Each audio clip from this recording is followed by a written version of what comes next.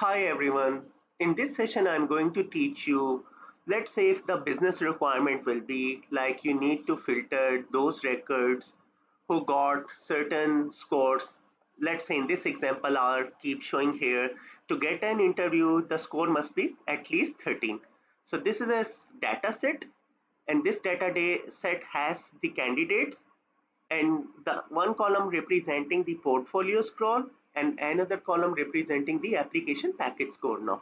So with the help of Power Query, we will be filtering and interview those candidates who got more than 13 score now. So if we need to apply the transformation manually, we must try to understand about the formulas for the Excel or with the help of writing some queries. But with the help of Power Query, we can implement this transformation very easily. So how we can do it now? Just Control A, the table is selected now, and after that from the table navigate towards the data and then click on the form table. And once you click on the form table, then you will be able to see that the similar table is showing in the Power Query editor now. So now we need to apply the custom column. So navigate towards the add column, and after that you just need to create the custom column now. So if I just click here on the custom column, then we will be able to get this pop-up window now. So I need to specify the column name. So the column name should be like the status, and after that I need to specify the if condition. So my if conditions, how we can write here, if the candidate portfolio score, so I just click the right side, this portfolio score, which is this column is showing now. So just double click here. I would like to say plus then the application package score. So the sum of the portfolio score and the package score, if greater than or equal to 13, then we would like to say that the person should be interviewed. Otherwise, if not, the score must be the less greater than 13, then reject it.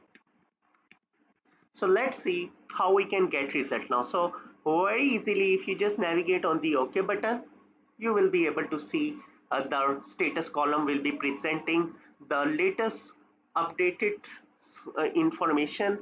How with the help of Power Query we can easily apply the transformation, and after applying the transformation, how you can load again into your targeted system. So just navigate towards the home, and after that you need to go towards the close and load button, and now this will be adding in your separate sheet. Now one thing you always be remember that the targeted system, you can load the data as per the client targeted system, whatever they are looking forward now. But this is how you can save it in the CSV file, or you can move it on the cloud system as well now. So I hope you got the idea how to apply the transformation with while writing your custom if condition now. So if you would like to see again your existing connection or would like to change the query, so just you can see right side, we have updated our record, and if you just double click here,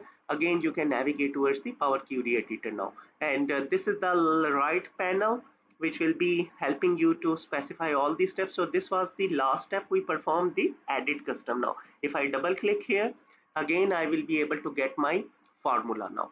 And if you would like to let's say mistakenly write some condition or would like to delete these steps, so this is the very easy step. Now you can just click here, and now you can see your original data will be presenting in front of you. Thank you very much for watching this session.